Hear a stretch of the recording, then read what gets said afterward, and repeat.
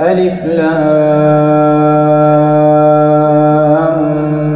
ميم. تنزيل الكتاب لا ريب فيه من رب العالمين. أم يقولون افتراه بل هو الحق من ربك لتنذر قوما ما أتاهم من نذير من قبلك لعلهم يهتدون.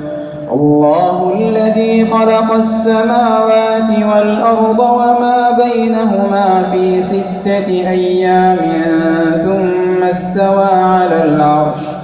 ما لكم من دونه من ولي ولا شفيع أفلا تتذكرون. يدبر الأمر من السماء إلى الأرض ثم يعرج إليه في يوم كان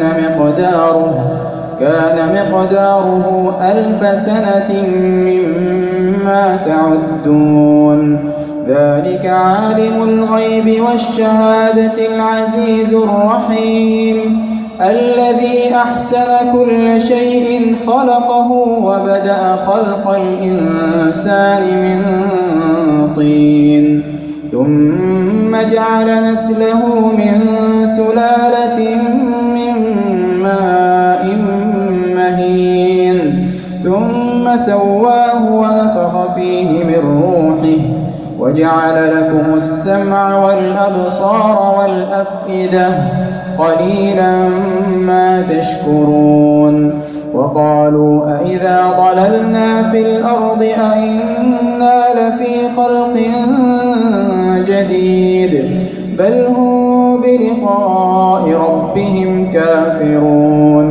قل يتوفاكم ملك الموت الذي وكل بكم ثم إلى ربكم ترجعون.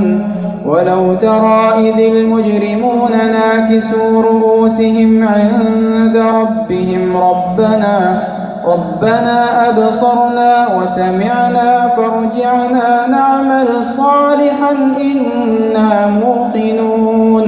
ولو شئنا لآتينا كل نفس هداها ولكن حق القول مني لأملأن جهنم من الجنة والناس أجمعين.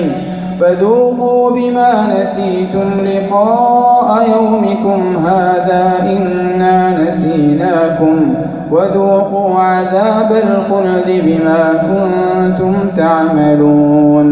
إنما يؤمن بآياتنا الذين إذا ذكروا بها خروا سجدا وسبحوا بحمد ربهم وهم لا يستكبرون. تتجافى جنوبهم عن المضاجع يدعون ربهم خوفا وطمعا ومما رزقناهم ينفقون. فلا تعلم نفس ما أخفي لهم من قرة أعين جزاء بما كانوا يعملون. أفمن كان مؤمنا كمن كان فاسقا لا يستوون. أما الذين آمنوا وعملوا الصالحات فلهم جنات المأوى نزلا بما كانوا يعملون. وأما الذين فسقوا فمأواهم النار كلما أرادوا أن يخرجوا منها أعيدوا فيها وقيل لهم ذوقوا عذاب النار الذي كنتم به تكذبون. ولنذيقنهم من العذاب الأدنى دون العذاب الأكبر لعلهم يرجعون. ومن أظلم ممن ذكر بآيات ربه ثم أعرض عنها إنا من المجرمين منتقمون.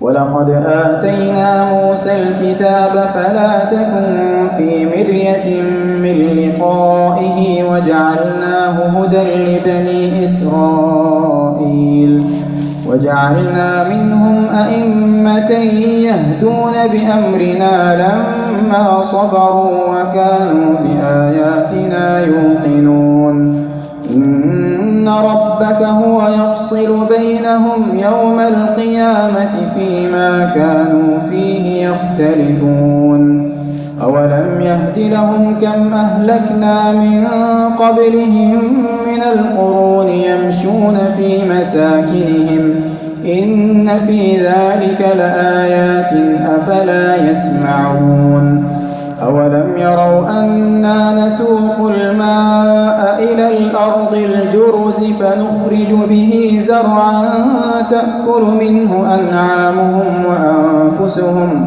أفلا يبصرون ويقولون متى هذا الفتح إن كنتم صادقين قل يوم الفتح لا ينفع الذين كفروا إيمانهم ولا هم ينظرون فأعرض عنهم وانتظر إنهم منتظرون.